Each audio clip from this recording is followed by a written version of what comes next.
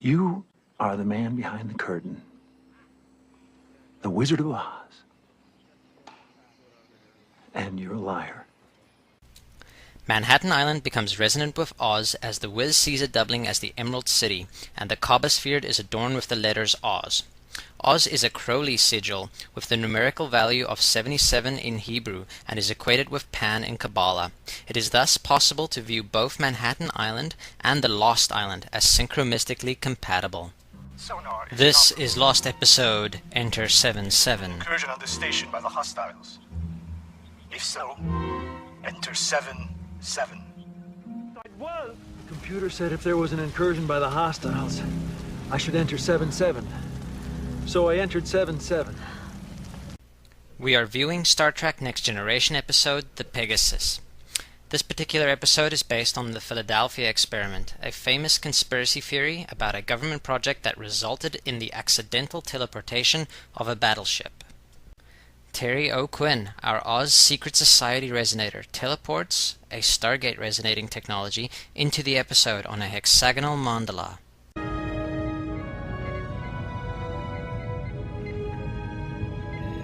Pegasus. Sensors show the ship is still intact. However, 65% of it is contained within the asteroid. It looks as if half the ship materialized inside solid rock.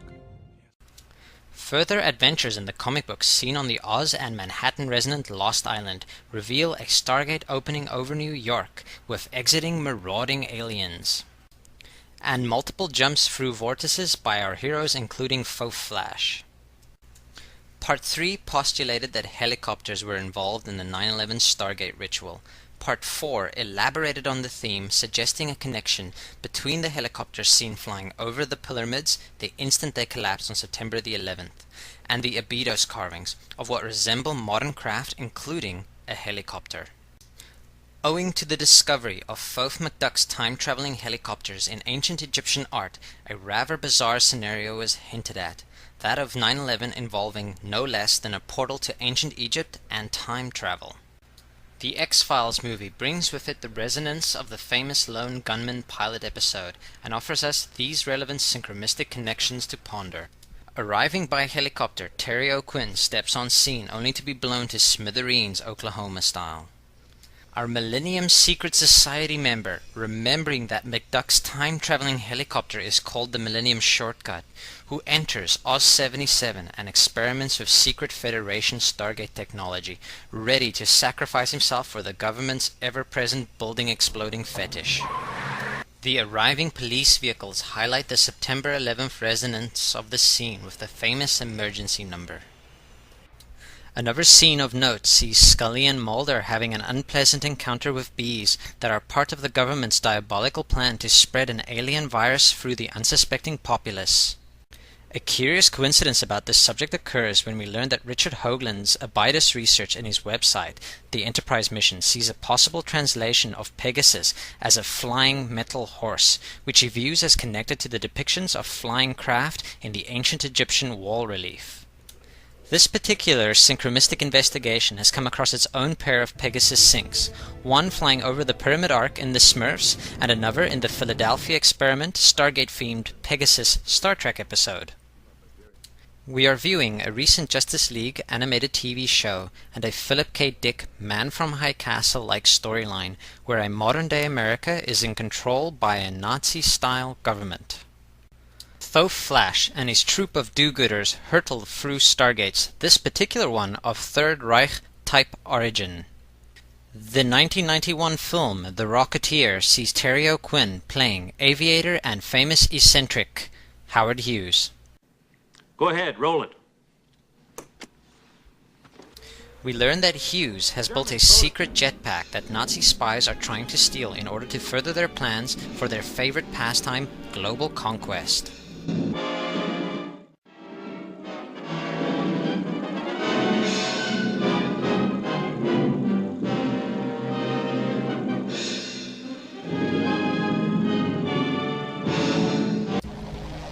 little later on, we see Terry O'Quinn saving the hero and his girlfriend, Jennifer Connelly, from a Nazi Zeppelin about to go Hindenburg in none other than a helicopter.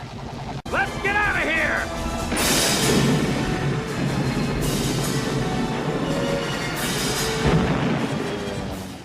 previously on Lost. Is that a helicopter? Is that how a helicopter's supposed to sound? Our lost Oz/Manhattan resident island has its own mysterious helicopter encounters. The one who parachuted onto the island from a helicopter? She's not who she says she is. Keep in mind colony collapse disorder, hexagons, and the bee from the Abydos wall carving as we view the next few synchronistic clues. The wealthy industrialist who is involved with developing secret technology attractive to Nazis, Howard Hughes, arrives to give the Rocketeer an airplane, dubbed GB, and gives him another gift. Oh. Don't ever fly her without this. Joseph P. Farrell, author of SS Brotherhood of the Bell, along with Heinrich Palmgren from Red Ice Creations Radio, helps summarize where I'm trying to steer this investigation. The following is an excerpt from an April 2007 interview with the author. Yes, I did want to ask you, Joseph, regarding the similarities between the Nazi Bell and, of course, the acorn-like craft that was downed in Kecksburg. Tell us about that. What's your take on that? Well, for those who don't know the story, there was a famous UFO crash and retrieval operation that occurred in a little American town by the name of Kecksburg, Pennsylvania, which is just a little bit southeast of Pittsburgh. It's kind of in the hilly area there in Pennsylvania. And this crash occurred on December 9th in 1965. And unlike the Roswell story, this object was seen by several eyewitnesses who got to the scene before the military did, and they described it as being approximately 9 to 12 feet wide and about 15 to 18 feet tall, and acorn-shaped, and it gave off a hissing and popping noise. And those dimensions and the shape connect very clearly to the bell. In other words, the bell's dimensions and its shape are very similar to what happened or crashed at Kecksburg.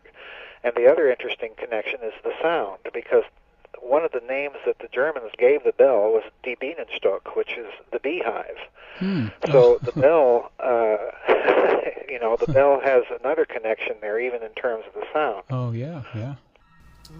In Disney's Chicken Little, we see hexagonal UFO cloaking technology connected to the acorn shape and teleportation.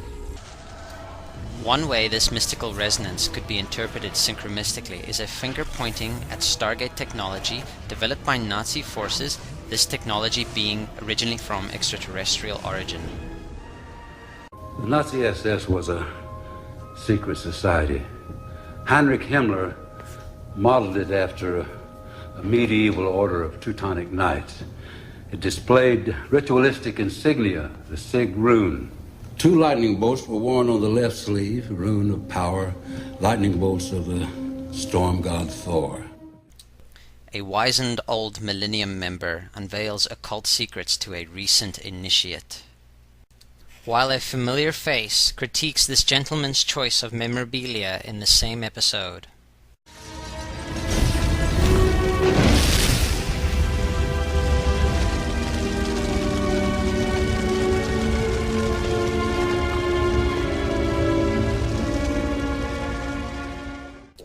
The most obvious and vivid connection to 9/11 and the Lost Island, apart from the World Trade Center interview, is the destruction and crash of Oceanic Flight 815.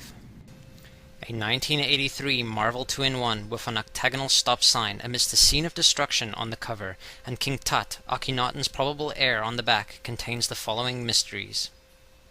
After teleporting to an alternate reality, Ben Grimm, the Thing, witnesses the destruction wrought by Galactus in this world. Destruction brought on by a machine not unlike the one he built atop the Twin Towers in Part 4.